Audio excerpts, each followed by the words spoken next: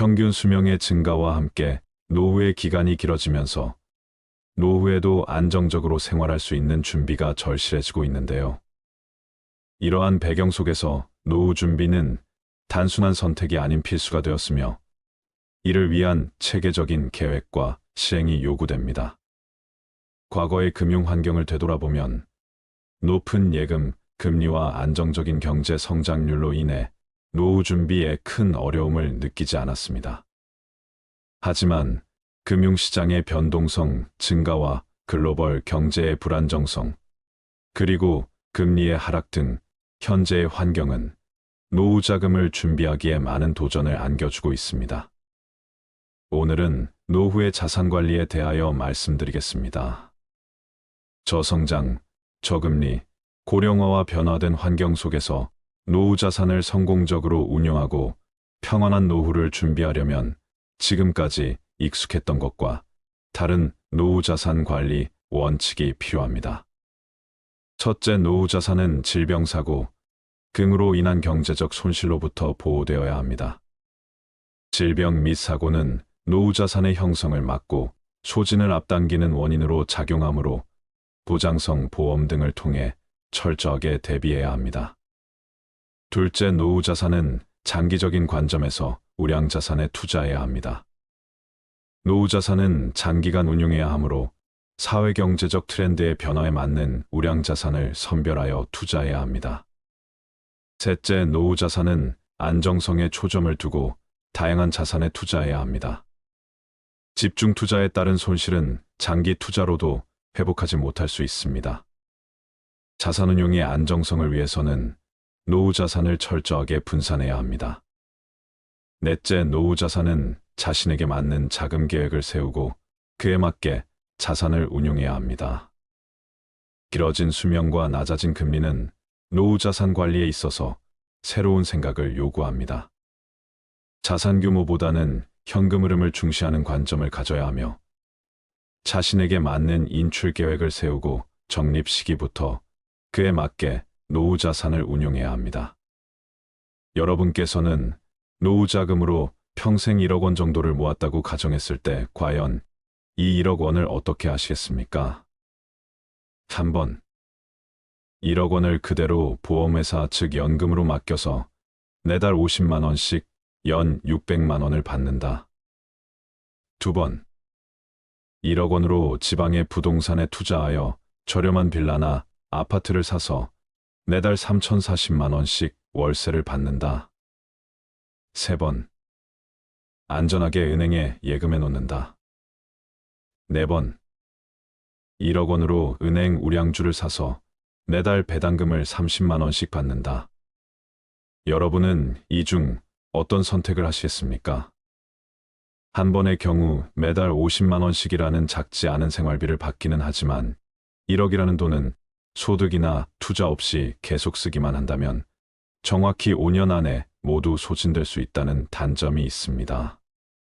두 번의 경우 고령화 저출산으로 점점 경제활동 인구들은 핵심 도시로 모여든다는데 만약 그런 현상이 발생하면 오히려 지방은 수요자를 찾지 못해 오랫동안 공실로 비워둘 가능성이 있고 자칫하면 자산 가치를 크게 까먹을 수 있는 상황이 발생할 수도 있기 때문에 지방 아파트 임대소득으로 노후 생활을 하겠다는 것은 어느 정도의 위험성을 가지고 있다고 볼 수 있습니다.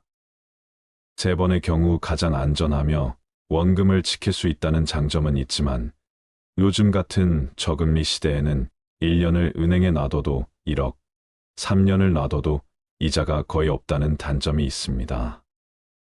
네 번의 경우는 노후 자금으로 저가주 중심의 리스크가 큰 주식을 사는 것이 아니라 우량주 중심의 투자를 해서 그 회사의 주주가 되어 정해진 수익에 대한 배당을 받는 것을 이야기합니다. 단 우량주를 사면 당장은 주식이 얼마 주지 않을 수도 있지만 이때 중요한 것은 주식을 사서 무조건 올라야 한다는 개념보다는 매달 매년 얼마의 현금, 즉 배당금을 받을 수 있는가에 초점을 맞추는 것입니다. 예를 들면 은행주 중에는 5%의 배당금을 받을 수 있는 것들도 있습니다. 은행에 예금으로 넣어두면 1% 이자를 받지만 은행의 주주가 되면 5%의 배당금을 받게 되는 것이죠. 그렇다면 도대체 노후의 자산 관리는 어떻게 하는 것이 현명한 선택일까요? 우리가 노후의 자산을 관리하는 방법은 다양하지만 노후 은퇴자분들이 가장 꿈꾸는 재정 관리의 원칙은 돈이 줄어들지 않는 것입니다. 요즘 은행 이자가 많아도 2에서 3%대인데 우리가 원금은 지키면서 연 5%만 받을 수 있어도 은행 이자의 2배가 되는 것이죠. 자산은 크게 부동산 자산과 금융자산, 보험자산, 기타 자산으로 나눌 수 있습니다. 부동산 자산의 경우 주거용 부동산, 상업용 부동산, 토지와 임야와 같은 대지가 있으며 금융자산은 주식펀드, 예금, 현금성 자산이라고 보시면 됩니다. 보험자산은 보장성 보험이나 저축성 보험, 투자성 보험이며 마지막으로 기타 자산은 회원권이나 차량 고가의 미술품 등입니다. 자산은 나이에 따라 보유해야 하는 자산의 비율이 다른데요. 30대라면 이제 막 집을 구매하거나 전세를 얻을 확률이 크기 때문에 부동산 자산이 가장 큰 비중이고 금융보험 자산은 상대적으로 낮을 겁니다. 그러나 점점 꾸준한 저축을 통해서 금융보험 자산을 늘려갈 필요가 있습니다. 60세에는 부동산 자산보다는 금융보험 자산이 많아야 하는데 그렇지 않다면 하우스푸어가 되는 것이죠.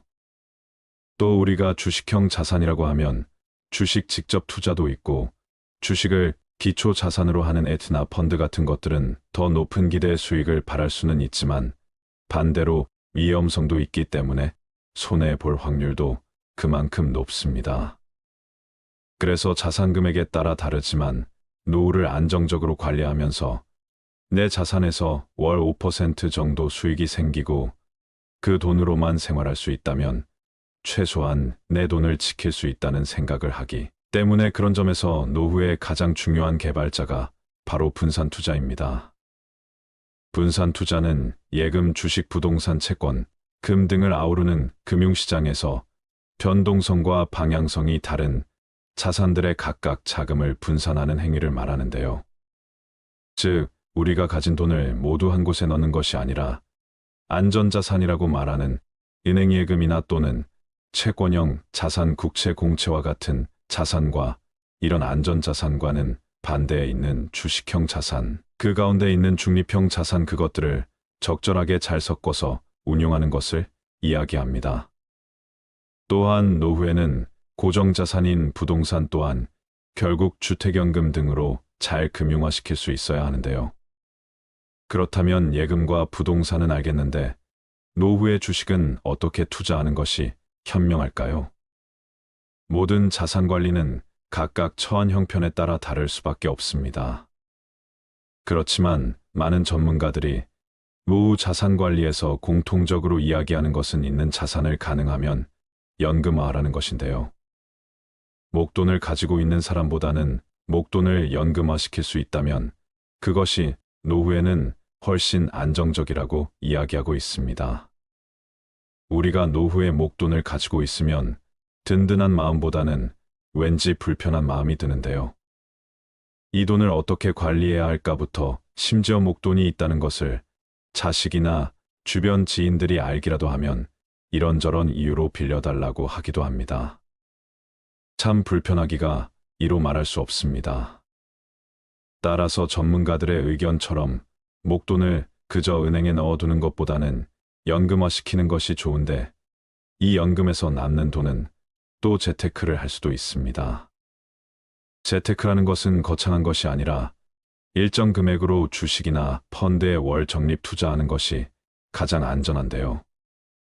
우리가 보험을 한번 가입하면 짧게는 10년에서 20년, 30년 정도 납입을 하게 됩니다. 그렇게 20년 이상 꾸준히 납입을 완료하는 시니어분들도 계시죠. 그런데 우리가 주식이나 펀드 같은 투자는 3년 이상 하시는 분들이 많이 없습니다. 그러나 시니어분들의 경우 적은 금액이라도 10년 이상 주식이나 펀드를 보험처럼 오시는 것을 추천드리고 싶은데요. 우리가 지난 30년 동안 돌이켜 생각해보면 전 세계에 다양한 일들이 많았습니다. 전쟁도 있었고 우리나라에 인프도 있었으며 최근 몇 년 동안은 코로나 등 무수히 많은 일들이 있었습니다. 그런 상황 속에서 주식이 바닥으로 떨어질 때도 분명 있었지만 나중에 보면 결국 더 많이 올랐습니다.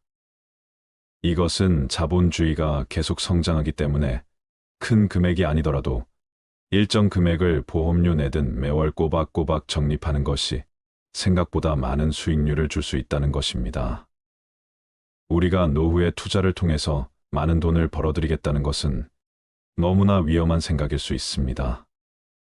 물론 부동산이나 주식 투자를 통해 성공하신 분들도 많지만 사실 사회적으로 그런 분들은 극소수입니다.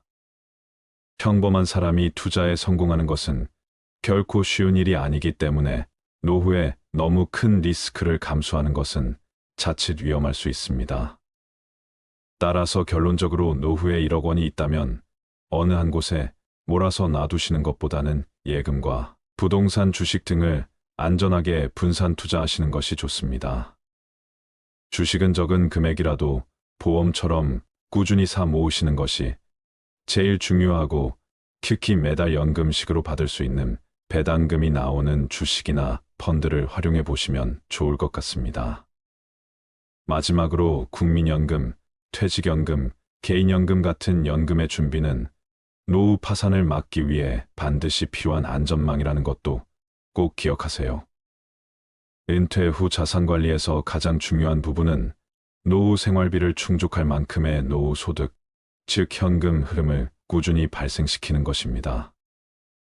연금소득, 금융소득, 근로소득, 부동산 소득 등 다양한 소득을 활용해 개개인의 상황에 맞는 노후 소득을 만들어간다면 여유로운 노후가 가능할 것입니다. 또 한 가지 당부드리고 싶은 것은 노후에도 돈 관리와 관련된 공부는 지속적으로 하시는 것이 좋습니다. 그 이유는 안타깝게도 우리가 많이 의지하게 되는 은행이나 보험사, 증권사와 같은 금융기관들은 소비자의 이익이 자신의 급여와 본질적으로 상관이 없기 때문에 본인에게 이득이 되는 방향으로 추천해 주는 경우가 많습니다. 그러다 보니 내 재산은 내가 지킨다라는 생각으로 여러 영상이나 책을 통해 계속 자산 관리에 대해 공부하시고 은행이나 보험사와 같은 금융기관 직원들의 조언들은 참고해서 들으시는 것이 좋겠습니다. 돈보다 자식에게 꼭 물려주어야 하는 것에 대하여 말씀드리겠습니다. 돈을 모아 자손에게 물려주더라도 그 자손이 반드시 그것을 지킨다고 할 수 없으며 책을 모아 자손에게 물려주더라도 그 자손이 반드시 다 읽는다고 볼 수 없다. 남 모르는 가운데 음덕을 쌓아서 자손을 위한 계책을 삼는 것만 못하다. 사람의 피를 빨아먹는 거머리가 막대한 유산을 상속받은 이상한 이야기가 있다. 프랑스의 실업과 카페 템프라는 자신이 피땀 흘려 모은 재산을 둘러싸고 상속자들이 추잡하게 싸우는 꼴을 보자 크게 낙심했다. 그는 아주 극비리의 유언장을 작성했는데 그 유언장에 의하면 그의 막대한 유산은 한 마리의 거머리에게 주도록 되어 있었다. 상속자들 중에는 이에 신청을 내어 소송을 벌이는 사람도 있었지만 어쩔 수가 없었다. 인간이 인간에게 절망을 느낀 가장 극단적인 예가 아닐까. 모든 자연계 중에서 인간만큼 믿지 못할 존재도 없다는 논리는 그래서 성립될 수 있는 것인지도 모른다. 교활하고 잔악하고 배신하는 무리는 유독 인간 속에서만 그 숫자를 크게 헤아릴 수 있기 때문이다. 마키아벨리는 군주론에서 인간이란 부모의 죽음은 곧 잊어버려도 유산을 잃은 것은 좀처럼 잊지 못하는 존재라고 말했다. 죽어가는 사람의 구두를 믿고 오랫동안 맨발로 다닌다는 영국의 속담도 있지 않는가. 자식에게 남겨진 최선의 유산은 부모의 덕행이다. 칸트는 그의 서한집에 이런 말을 남겼다. 우리 가문에 대하여 자랑할 수 있는 것은 정직하고 도덕적으로 모범적이던 양친이 내게 재산을 물려주지는 않았으나 한 가지 가르침을 주신 점이다. 그 가르침이란 도덕적인 면에서 그 이상은 있을 수 없는 최상의 것이었으며 나는 이것을 기억할 때마다 깊은 가문의 정을 금치 못한다. 효도하라. 그러면 받으리라. 어버이에게 효도하면 자식 또한 나에게 효도한다. 어버이에게 효도하지 않는다면 자식 또한 나에게 어떻게 효도할 수 있겠는가? 애정이 없는 효도를 생각해 본 적이 있는가? 또한 사랑이 없는 우정을 생각해 본 적이 있는가? 효도가 아무리 부모를 섬기는 자식된 사람의 도리라 하더라도 그 속에 애정이 결여되어 있다면 그것은 효도가 아니다. 그것은 가식이며 위장이며 계산된 것이기 때문이다. 러셀은 행복의 정복에서 이런 말을 남겼다. 애정을 요구하는 사람은 애정을 받는 사람이 아니다. 애정을 받을 수 있는 사람은 남에게 애정을 주는 사람이다. 이자를 붙여서 돈을 빌려주는 계산된 애정은 주어도 소용이 없다. 개선된 애정은 참된 애정이 아니며 그 애정을 받는 사람도 진실된 것이라고 생각지 않는다. 속담에 부모가 온효자가 되어야 자식이 반효자라는 말이 있다.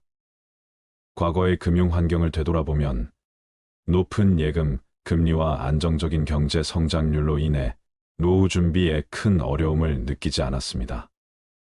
하지만 금융시장의 변동성 증가와 글로벌 경제의 불안정성, 그리고 금리의 하락 등 현재의 환경은 노후 자금을 준비하기에 많은 도전을 안겨주고 있습니다. 저성장, 저금리, 고령화와 변화된 환경 속에서 노후 자산을 성공적으로 운용하고 평안한 노후를 준비하려면 지금까지 익숙했던 것과 다른 노후 자산 관리 원칙이 필요합니다. 첫째, 노후 자산은 질병사고, 긍으로 인한 경제적 손실로부터 보호되어야 합니다. 질병 및 사고는 노후 자산의 형성을 막고 소진을 앞당기는 원인으로 작용하므로 보장성 보험 등을 통해 철저하게 대비해야 합니다. 둘째, 노후 자산은 장기적인 관점에서 우량 자산에 투자해야 합니다. 노후 자산은 장기간 운용해야 하므로 사회경제적 트렌드의 변화에 맞는 우량 자산을 선별하여 투자해야 합니다. 셋째, 노후 자산은 안정성에 초점을 두고 다양한 자산에 투자해야 합니다. 집중 투자에 따른 손실은 장기 투자로도 회복하지 못할 수 있습니다. 자산 운용의 안정성을 위해서는 노후 자산을 철저하게 분산해야 합니다. 넷째, 노후 자산은 자신에게 맞는 자금 계획을 세우고 그에 맞게 자산을 운용해야 합니다. 길어진 수명과 낮아진 금리는 노후 자산 관리에 있어서 새로운 생각을 요구합니다.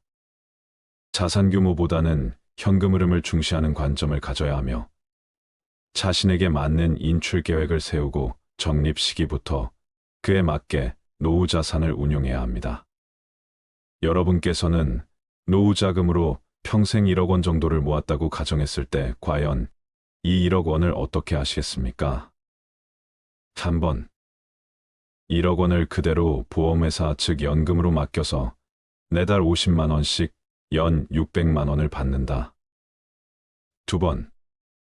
1억 원으로 지방의 부동산에 투자하여 저렴한 빌라나 아파트를 사서 매달 3,040만 원씩 월세를 받는다.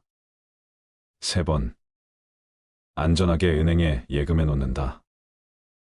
4번. 1억 원으로 은행 우량주를 사서 매달 배당금을 30만 원씩 받는다. 여러분은 이 중 어떤 선택을 하시겠습니까? 한 번의 경우 매달 50만 원씩이라는 작지 않은 생활비를 받기는 하지만 1억이라는 돈은 소득이나 투자 없이 계속 쓰기만 한다면 정확히 5년 안에 모두 소진될 수 있다는 단점이 있습니다. 두 번의 경우 고령화 저출산으로 점점 경제활동 인구들은 핵심 도시로 모여든다는데 만약 그런 현상이 발생하면 오히려 지방은 수요자를 찾지 못해 오랫동안 공실로 비워둘 가능성이 있고 자칫하면 자산 가치를 크게 까먹을 수 있는 상황이 발생할 수도 있기 때문에 지방 아파트 임대소득으로 노후 생활을 하겠다는 것은 어느 정도의 위험성을 가지고 있다고 볼 수 있습니다. 세 번의 경우 가장 안전하며 원금을 지킬 수 있다는 장점은 있지만 요즘 같은 저금리 시대에는 1년을 은행에 놔둬도 1억, 3년을 놔둬도 이자가 거의 없다는 단점이 있습니다. 네 번의 경우는 노후 자금으로 저가주 중심의 리스크가 큰 주식을 사는 것이 아니라 우량주 중심의 투자를 해서 그 회사의 주주가 되어 정해진 수익에 대한 배당을 받는 것을 이야기합니다. 단 우량주를 사면 당장은 주식이 얼마 주지 않을 수도 있지만 이때 중요한 것은 주식을 사서 무조건 올라야 한다는 개념보다는 매달 매년 얼마의 현금, 즉 배당금을 받을 수 있는가에 초점을 맞추는 것입니다. 예를 들면 은행주 중에는 5%의 배당금을 받을 수 있는 것들도 있습니다. 은행에 예금으로 넣어두면 1% 이자를 받지만 은행의 주주가 되면 5%의 배당금을 받게 되는 것이죠. 그렇다면 도대체 노후의 자산 관리는 어떻게 하는 것이 현명한 선택일까요? 우리가 노후의 자산을 관리하는 방법은 다양하지만 노후 은퇴자분들이 가장 꿈꾸는 재정관리의 원칙은 돈이 줄어들지 않는 것입니다. 요즘 은행 이자가 많아도 2에서 3%대인데 우리가 원금은 지키면서 연 5%만 받을 수 있어도 은행 이자의 2배가 되는 것이죠. 자산은 크게 부동산 자산과 금융자산, 보험자산, 기타 자산으로 나눌 수 있습니다. 부동산 자산의 경우 주거용 부동산, 상업용 부동산, 토지와 임야와 같은 대지가 있으며 금융자산은 주식펀드, 예금, 현금성 자산이라고 보시면 됩니다. 보험자산은 보장성 보험이나 저축성 보험, 투자성 보험이며 마지막으로 기타 자산은 회원권이나 차량 고가의 미술품 등입니다. 자산은 나이에 따라 보유해야 하는 자산의 비율이 다른데요. 30대라면 이제 막 집을 구매하거나 전세를 얻을 확률이 크기 때문에 부동산 자산이 가장 큰 비중이고 금융보험 자산은 상대적으로 낮을 겁니다. 그러나 점점 꾸준한 저축을 통해서 금융보험 자산을 늘려갈 필요가 있습니다. 60세에는 부동산 자산보다는 금융보험 자산이 많아야 하는데 그렇지 않다면 하우스푸어가 되는 것이죠.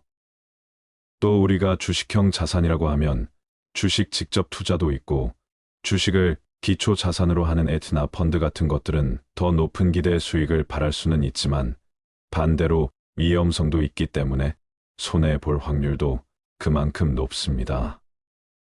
그래서 자산 금액에 따라 다르지만 노후를 안정적으로 관리하면서 내 자산에서 월 5% 정도 수익이 생기고 그 돈으로만 생활할 수 있다면 최소한 내 돈을 지킬 수 있다는 생각을 하기 때문에 그런 점에서 노후의 가장 중요한 개발자가 바로 분산 투자입니다.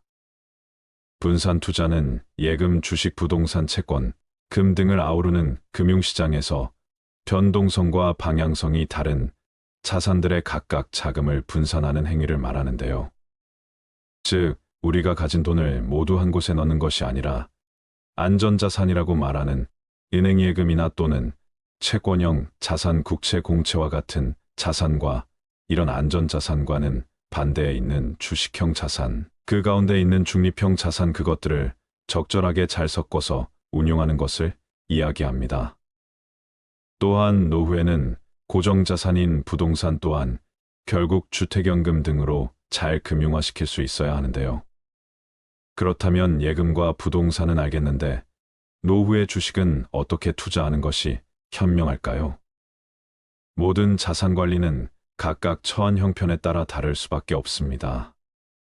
그렇지만 많은 전문가들이 노후 자산 관리에서 공통적으로 이야기하는 것은 있는 자산을 가능하면 연금화하라는 것인데요. 목돈을 가지고 있는 사람보다는 목돈을 연금화시킬 수 있다면 그것이 노후에는 훨씬 안정적이라고 이야기하고 있습니다. 우리가 노후에 목돈을 가지고 있으면 든든한 마음보다는 왠지 불편한 마음이 드는데요. 이 돈을 어떻게 관리해야 할까부터 심지어 목돈이 있다는 것을 자식이나 주변 지인들이 알기라도 하면 이런저런 이유로 빌려달라고 하기도 합니다. 참 불편하기가 이로 말할 수 없습니다. 따라서 전문가들의 의견처럼 목돈을 그저 은행에 넣어두는 것보다는 연금화시키는 것이 좋은데, 이 연금에서 남는 돈은 또 재테크를 할 수도 있습니다. 재테크라는 것은 거창한 것이 아니라 일정 금액으로 주식이나 펀드에 월 적립 투자하는 것이 가장 안전한데요. 우리가 보험을 한번 가입하면 짧게는 10년에서 20년, 30년 정도 납입을 하게 됩니다. 그렇게 20년 이상 꾸준히 납입을 완료하는 시니어분들도 계시죠. 그런데 우리가 주식이나 펀드 같은 투자는 3년 이상 하시는 분들이 많이 없습니다. 그러나 시니어분들의 경우 적은 금액이라도 10년 이상 주식이나 펀드를 보험처럼 오시는 것을 추천드리고 싶은데요. 우리가 지난 30년 동안 돌이켜 생각해보면 전 세계에 다양한 일들이 많았습니다. 전쟁도 있었고 우리나라에 인프도 있었으며 최근 몇 년 동안은 코로나 등 무수히 많은 일들이 있었습니다. 그런 상황 속에서 주식이 바닥으로 떨어질 때도 분명 있었지만 나중에 보면 결국 더 많이 올랐습니다.